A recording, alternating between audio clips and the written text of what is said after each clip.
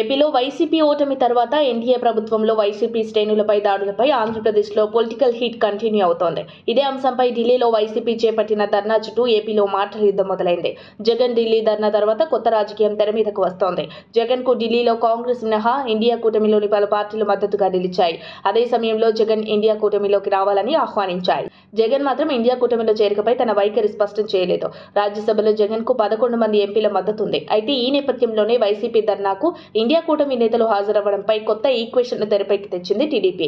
YCP target గా ఏపీలో కూటమి ప్రభుత్వం దాడులు చేస్తుందంటూ ఢిల్లీ వేదికగా ధర్నా చేసిన వైసీపీ అధినేత జగన్ కు పలు రాజకీయ పక్షాలు మద్దతు తెలిపాయి.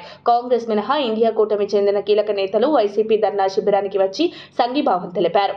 ఇదే అంశం ఇప్పుడు ఏపీలో రచ్చకు కారణమైంది. జగన్ పై కేసులు ఉండటంతో ఏ క్షణమైనా అరెస్ట్ అయ్యే ఛాన్స్ ఉన్నందున కాంగ్రెస్ ఆధ్వర్యంలోని ఇండియా కూటమి నాయకులతో చర్చల కోసమే జగన్ ఢిల్లీ వెళ్లాడని ఏపీ మంత్రి పయ్యావుల కేశవ్ విమర్శించారు. ఇండియా కూటమిలో చేరే అంశంపై మాట్లాడడానికైతే జగన్ ధైర్యంగా వెళ్లాలని సూచించారు.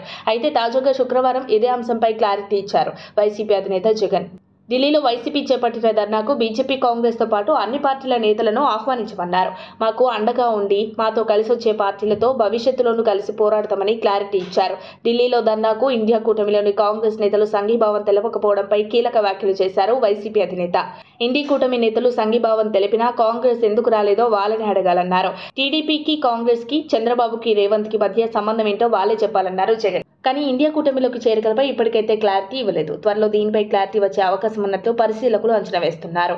అయితే ఇండియా కూటమి నేతలతో చర్చల కోసమే జగన్ ఢిల్లీకి వెళ్లారన్న టీడీపీ నేతల కమెంట్స్ పై క్లారిటీ రావాలంటే మరికొన్ని రోజులు వెయిట్ చేయాల్సిందే.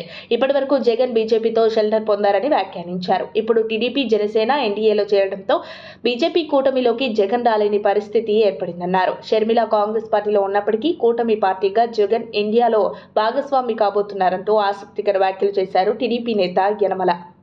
మరిన్ని అప్డేట్స్ కోసం మా కాయ్ టీవీని సబ్స్క్రైబ్ చేసుకోండి. మా వీడియో కనుక మీకు నచ్చినట్లయితే లైక్ చేయండి, షేర్ చేయండి.